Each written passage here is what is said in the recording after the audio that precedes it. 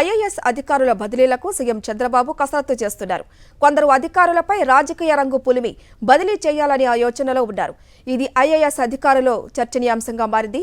గతంలో ఏ ప్రభుత్వంలో ఇలా లేదంటూ చర్చ జరుగుతోంది. రాజకీయ ముద్ర వేయటం సమంజసం కాదంటున్నారు ఐఏఎస్లు. ఇక ప్రస్తుతం బదిలీలపై కసరత్తు జరుగుతున్నట్లు తెలుస్తోంది. మరింత సమాచారం మా ప్రతినిధి సతీష్ అందిస్తారు. సతీష్,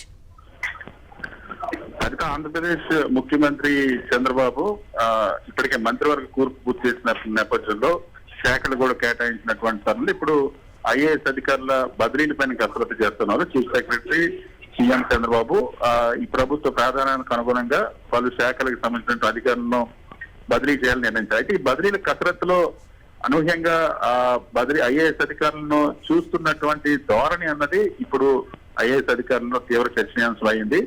కొంతమంది అధికారులు వైఎస్ఆర్ కాంగ్రెస్ పార్టీకి ముద్ర వేసి వాళ్ళు వైఎస్ఆర్ కాంగ్రెస్ పార్టీ అధికారులు జగన్మోహన్ రెడ్డి అధికారులు అంటూ ముద్ర వేసేటువంటి ప్రయత్నం చేయడం, ఆ దిశగా చంద్రబాబు తెలుగుదేశం పార్టీ నాయకులు ద్వారా అదేవిధంగా ఎల్లో మీడియా ద్వారా ప్రచారం చేస్తున్నటువంటి తీరు పట్ల మాత్రం ఐఏఎస్ అధికారుల్లో తీవ్ర చర్చ జరుగుతుంది.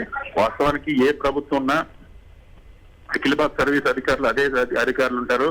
ఏ రాష్ట్రానికి కేటాయించినటువంటి అధికారులు ఆ రాష్ట్రంలో విధులు నిర్వర్తిస్తారు.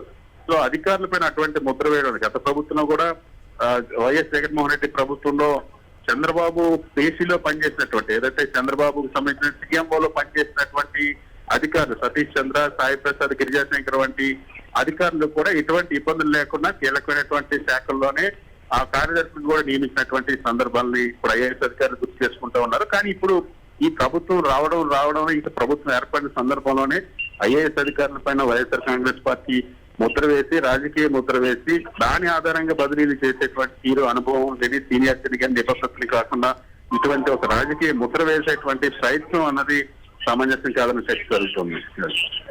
Thank you Satish.